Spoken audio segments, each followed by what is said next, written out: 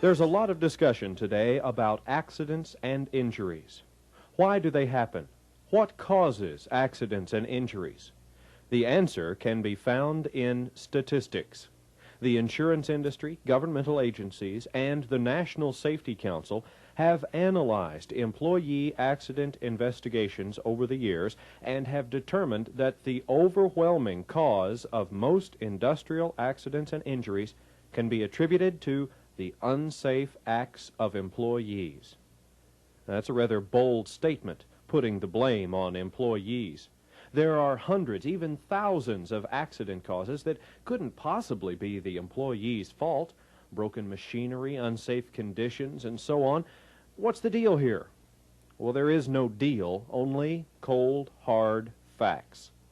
Let's take a look at some information that will enable you to better understand unsafe acts and how they contribute to accidents and injuries.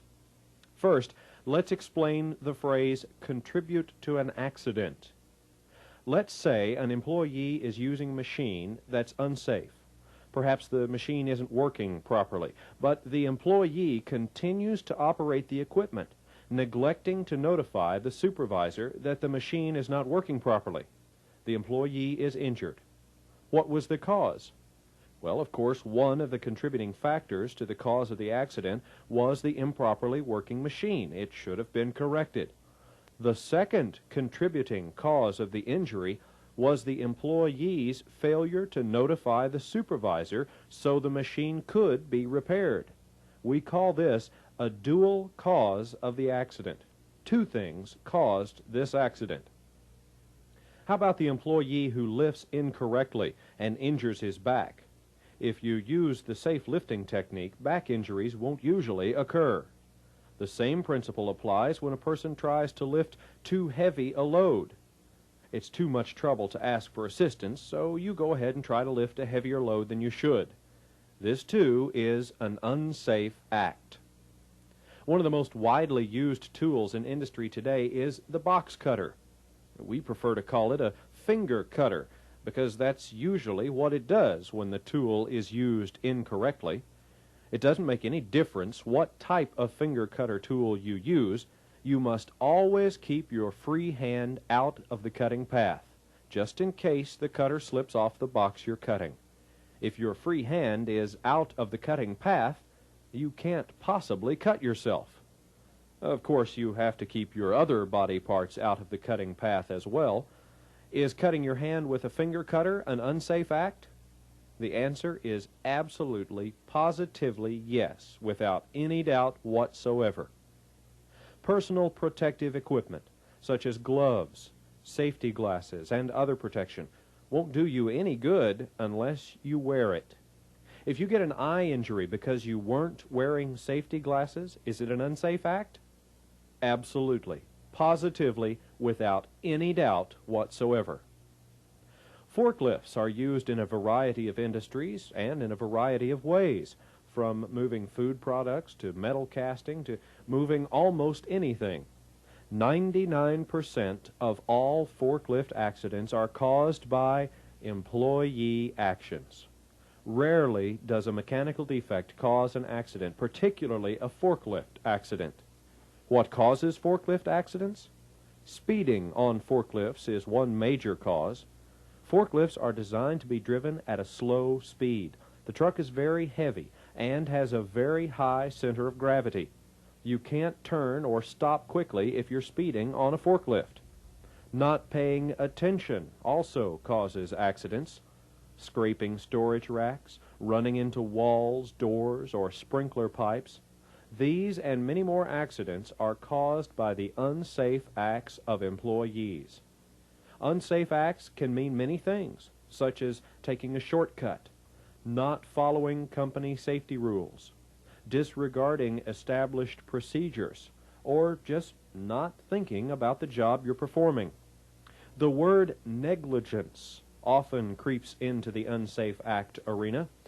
How about running at work? Could this possibly be considered an unsafe act? Well, if the building is on fire and you're running for your life, probably not. However, if you're running to do something and you fall down or you knock someone else down, Absolutely, positively, without any doubt whatsoever. Okay, you've gotten a fairly good idea about unsafe acts. Is it really an employee's fault every time an accident occurs? Based upon statistics, 85 to 98% of all accidents are caused in whole or in part by the unsafe acts of employees. The second thing we want to discuss is the word fault. When an accident investigation is conducted, fault or blame is not used. Accident investigation is merely fact-finding to determine the cause of the accident. When a cause is determined, corrective action can be taken. If the employee's unsafe act caused the accident, then corrective action can be taken, such as explaining the cause and what action should be taken by the employee in the future to prevent a similar incident. If it were a dual cause and a machine needed to be repaired, then this corrective action would also be taken. One of the most important aspects of accident prevention is just that, to prevent accidents before they occur. The information gained during an accident investigation helps prevent future incidents by determining the cause and making corrections. The next question you're going to ask is, why do I get written up when I cause an accident? Well, the answer is quite simple. In today's work environment, with laws, OSHA, and sound business principles, written documentation is a necessity. Don't look at it as being written up. Look at it as training. There have been thousands and thousands of injuries directly caused by the unsafe acts of employees. And there's been no follow-up, no counseling, training, or documentation on these injuries. The injured employees were shortchanged. Shortchanged because they never did learn what they did wrong, so they probably kept on doing the same thing because their supervisor didn't explain what corrective action was necessary. Any employee who contributes to an accident or injury should be given a safety counseling.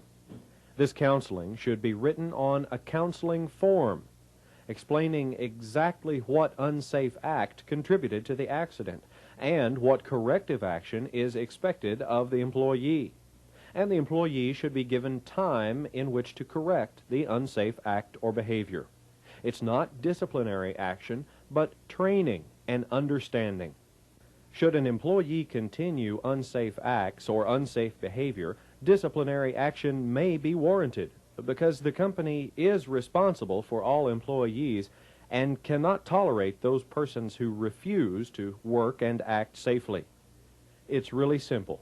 If you take safety seriously, follow safety rules, and work and act safely, you won't have to worry about accidents and injuries. If you see another employee working unsafely, remind them of the safe way to perform the job. Teamwork is the key. You have safety rules, job procedures, and certainly you can use your good judgment to perform your job in a safe, efficient manner. Safety isn't complicated, but it does require an effort on everyone's part. For safety to become second nature, you have to practice safety all the time. When you pick up a box cutter, think finger cutter. By associating the hazard to the job, you automatically think about safety and how you're going to perform the task at hand safely. When you operate your automobile, automatically put your seatbelt on, even if it's driving through the parking lot. If you do this every time you get in your car, it becomes automatic. When you lift something, think about those delicate discs in your back and keep your back in its normal curvature. If the object's too heavy, get some help. When you operate a piece of machinery, think about the potential hazards and how you can perform the job without an injury. Operating a forklift? Think safety. Working with chemicals? Think safety. There isn't any job that can't be performed safely.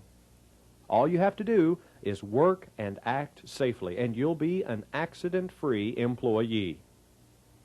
Most of all, realize that most accidents are caused by unsafe acts or unsafe behavior of employees. Then, do your part by not engaging in this type of activity. Safety doesn't get any easier.